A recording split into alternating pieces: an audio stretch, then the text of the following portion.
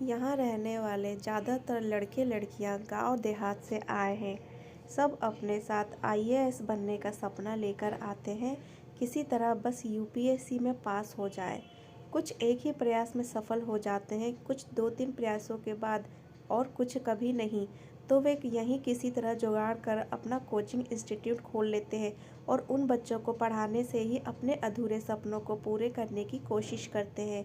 Mess और interview में निकाल पाना भी हंसी खेल नहीं है। पिछले 20 सालों से मेरे सामने कितने बच्चे आए और कितने गए, बहुत से हादसे होते भी देखे, लेकिन यही कहूँगा कि हिम्मत कभी मत हारना, क्योंकि माँ बाप अपनी जमा पूंजी इसलिए बच्चों पर लगा देते हैं ताकि उनका भविष्य बन जाए।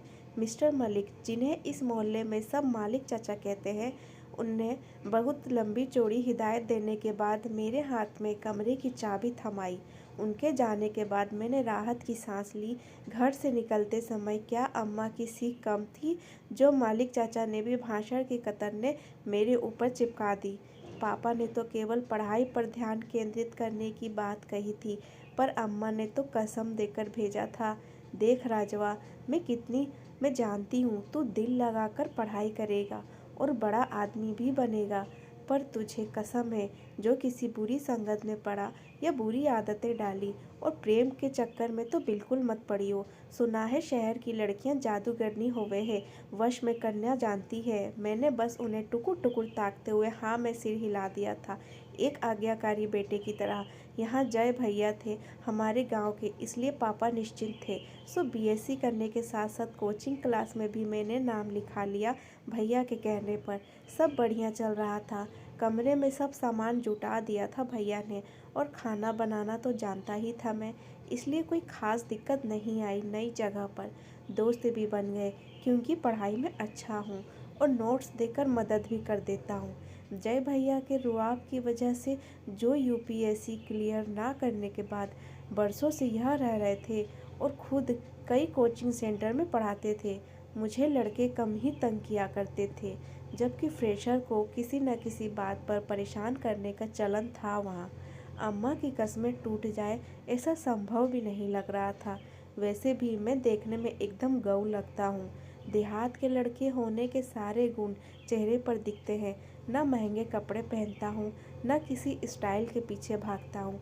कॉलेज में और कोचिंग सेंटर में भी प्रोफेसर मुझे मेरे ज्ञान की वजह से मुझे पसंद करते हैं। नहीं नहीं, यहाँ मत समझिए कि मैं अपना गुणगान कर रहा हूँ। दोस्त कहते हैं, राज, कोई बात नहीं, तुम में इतने भोले भाले और प्यारे हो, ऊपर से इंटेलिजेंस की जैसे हरियाली उगी हुई है तुम्हारे दिमाग में। तुम हो तो हम मौज मस्ती कर पाते हैं। पता है, हमें नोट्स दे दोगे और हमारे असाइनमेंट भी कर दोगे। खैर, दोस्त अच्छे ही मिले हैं। मुझे एक दो बार डांट दिया तो मुझे अपने साथ यहाँ वहाँ आवारागर्दी करने के लिए ले जाने से अब परहेज करते हैं। सब ठीक चल रहा था कि तभी हवा के झोंके की तरह उसका आगमन हुआ। नई स्टूडेंट नहीं थी, बस उसने सेक्शन बदला था। समय के कारण हमारी क्लासेस शाम 4 बजे तक ख़त्म हो जाती थी और वह उसके लिए ठीक था, क्योंकि वह दूर रहती थी। अब क्या बताऊं अम्मा, मुझे डर है कि कहीं तुम्हारी कसम न टूट जाए। तुम ही कहो अम्मा, मैं कैसे रोकूं अपनी गर्दन को उस दिशा में घूमने से जहाँ से खुशबू आ रही है। कैसे रोकूं अपनी आँखों को उसे देखने से जो सामने से लहराती हुई चली आ रही है। अम्मा माफ़ करना, लगता है तुम्हारी कसम टूट कर ही रहेगी, चाहे कितना ही प्रण कर लो। पर दिल को समझाना बड़ा मुश्किल काम है, वह बस में रहना जानता ही नहीं है। झट से कमीज को लांघकर एक दो बटनों को शहीद कर बाहर निकल आता है। मेरा भी निकल आया है अम्मा, मैं बस देखे जा रहा हूँ उसको, वह तो मेरे ही बगल में आकर बैठ गई है। क्या और कोई सीट खाली नहीं? मैंने दाएं बाएं देखते हुए सोचा। हेलो, उसके मधुर स्वर में भी जैसे कोई खुशबू फैली हुई है। आई एम स्वीटी, उसने अपना हाथ आगे बढ़ाते हुए कहा। नाम तो स्वीटी होगा ही इसका, राज बहुत ही होले से मैंने जवाब दिया, अपने हाथों को कसकर अगल बगल में दबाते हुए। झूठ नहीं कहूँगा, हाथ तो बेचैन हो रहे थे। उसका हाथ थामने को कैसे छू सकता हूँ मैं उसे, डरता हूँ कि कहीं भस्म ही ना हो जाऊँ। सच कहा था अम्मा, तुमने कि शहर की लड़कियां जादूगरनी होती है, वश में कर लेती है। मैं डूब रहा था उसकी आंखों में, जिनसे वह मुझे हैरानी से देख रही थी। ठीक भी है, क्लास के लड़के उसे देख ठंडी आह भरने लगे थे और मैं था कि उसे कोई भाव नहीं दे रहा था। हालांकि मेरा खुद पर से नियंत्रण चूक रहा था। उस दिन जवाब आने के बावजूद मैं प्रोफेसर के सवालों पर चुप रहा। हैरानी मुझे भी कम नहीं हो रही थी। क्लास खत्म होने के बाद भी वह लगातार मुझसे बात करती जा रही थी और मैं सिर्फ सुन रहा था।